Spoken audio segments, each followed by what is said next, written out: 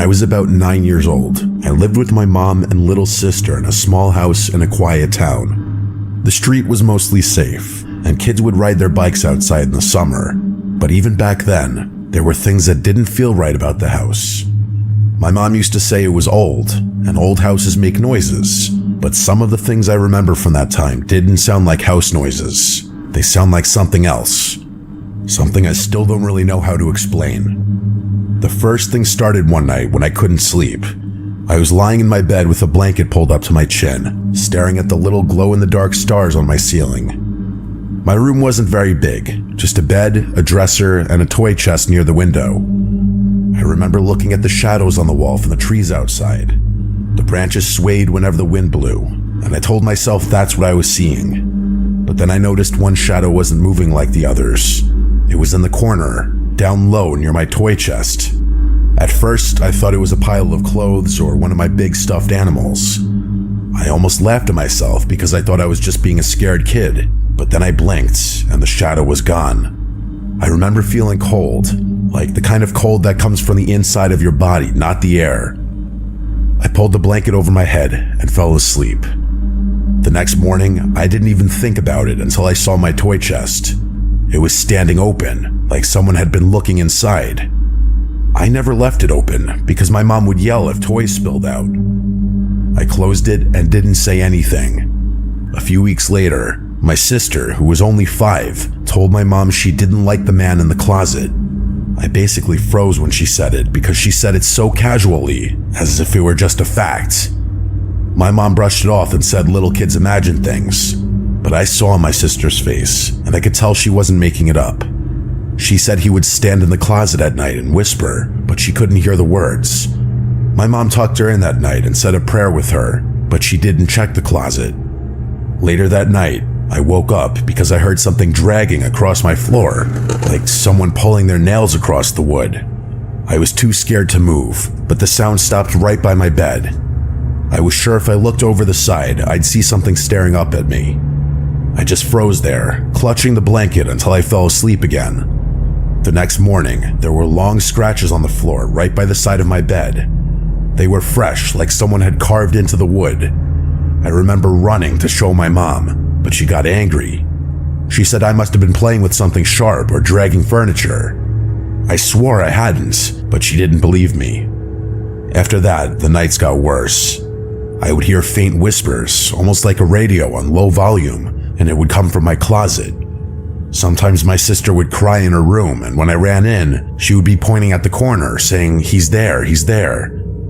I never saw him, but I believed her. You know when someone's watching you and the hairs on your arms stand up? That's how it felt. The scariest night was in the middle of winter. I woke up and saw my bedroom door was open, even though I always shut it tight. I could see the hallway light because my mom left one on for us at night. But then, as I watched, the light in the hall went out. I thought maybe the bulb turned out. Then I heard footsteps coming down the hall. They stopped outside my door. I wanted to scream for my mom, but nothing came out. The door creaked, and I saw a tall, dark shape lean in, just its head poking into the room. I shut my eyes and pretended to be asleep. When I opened them again, the door was closed and I was alone. In the morning, I asked my mom if she had come into my room. She said no, she had been asleep all night. My sister said she saw the man again standing by her bed. We told my mom together, and she finally looked worried. She lit a candle and said a prayer in each room of the house. Things were quiet for a little while after that, but it didn't last. One afternoon, I came home from school before my mom. I was sitting on the couch doing homework when I heard the sound of the toy chest in my room slam shut. The thing is, nobody else was home. I hoped it was just the wind, but when I walked down the hall, I saw my bedroom door was wide open. My toy chest was closed, but all my toys were scattered on the floor like someone had dumped them out. I backed away and waited outside until my mom came home. When I told her, she still didn't believe me and said the cat knocked things over. Years later, after we moved out, I asked my mom if she ever experienced anything in that house. She hesitated, then said yes. She said sometimes she would wake up and see a shadow standing in her doorway, She said she never told us because she didn't want to scare us, but she admitted she believed there was something wrong with that house. She said she thought it was a man, someone who used to live there. She never said much more, but I know what I saw, and I know what my sister saw too. Even now, as an adult, when I think about that time, I feel sick in my stomach. It wasn't imagination. It was something real, and it wanted us to know it was there. Sometimes late at night when I can't sleep, I still hear the sound of nails dragging across the floor.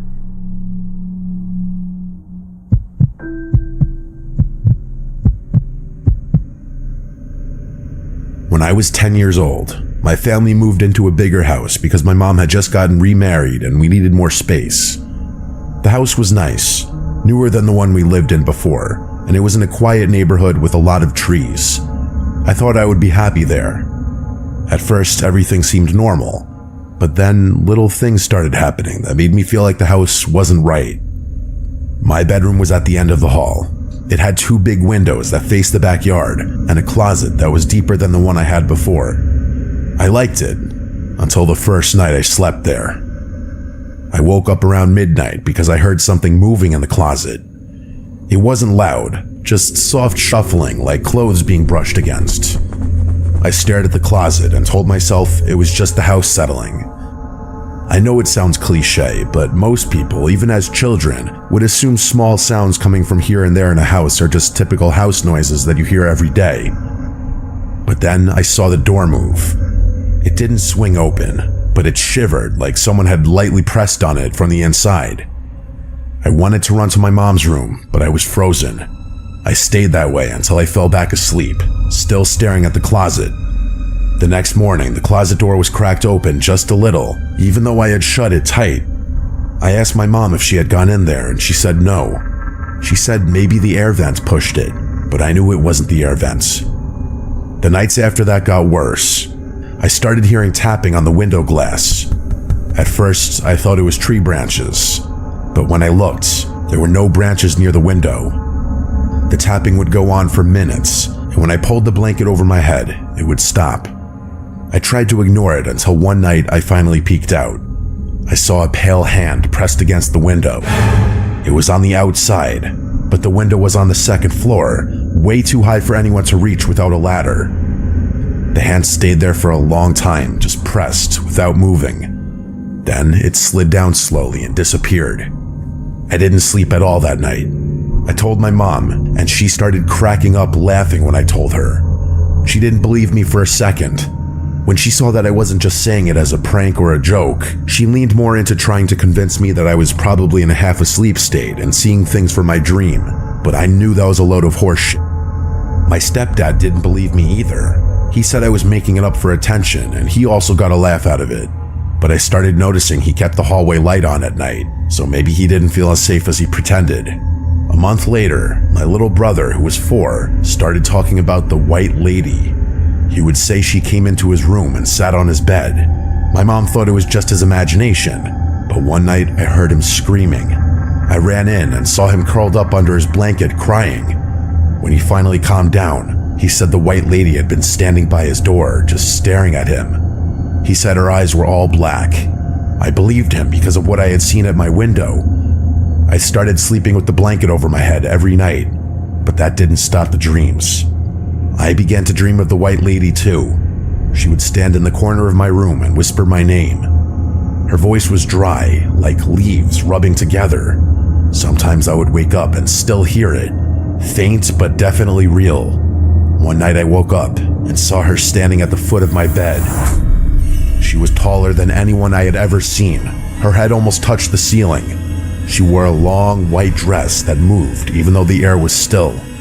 Her hair was black and stringy, and her face was pale like chalk. Her eyes were like empty black holes. I tried to scream, but nothing came out. I shut my eyes, and when I opened them again, she was gone, but my closet door was wide open. After that, I couldn't go in my closet anymore. I begged my mom to let me sleep in her room, but she said I need to learn how to be brave. I think she didn't want to admit she was scared too. The worst night came during a storm, heavy rain and loud wind. I woke up to the sound of my window creaking.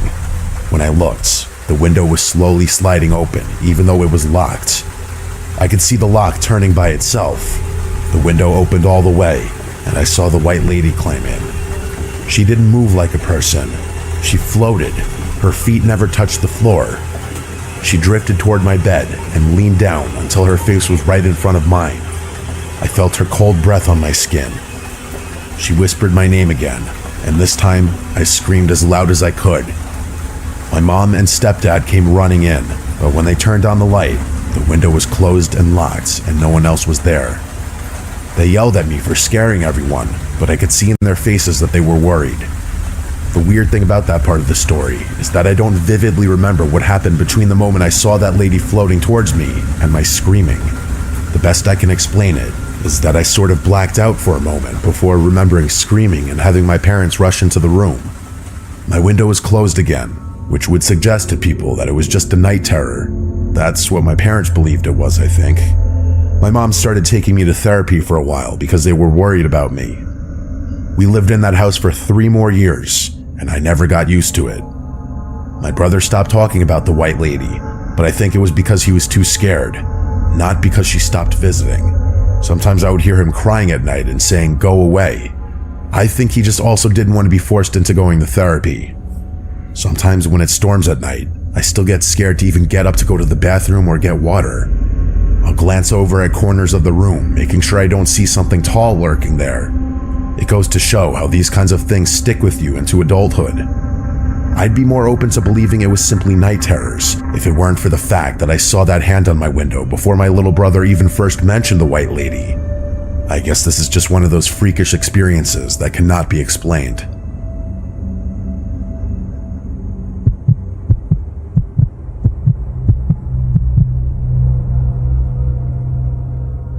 When I was 8, I rode my bike every day after school.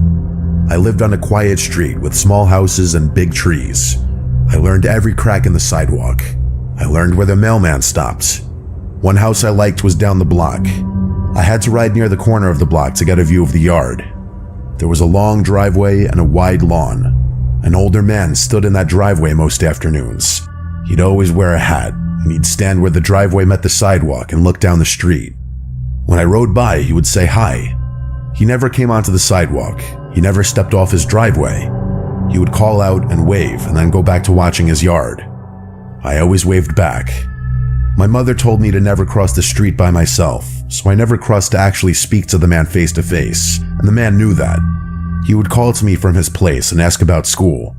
He would ask about my bike. He asked if I liked the bell on my new red bike. I even remember once he told me a joke about a cat that made me laugh. We talked for weeks like that. The conversations were short. They were always from his driveway to the curb. He seemed to know small things about me without me saying them. For example, the fact that I had a little brother or my dad got a new car.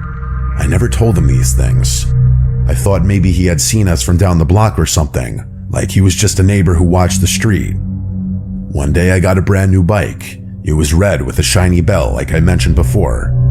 I rode down the block slow and he called out, "Nice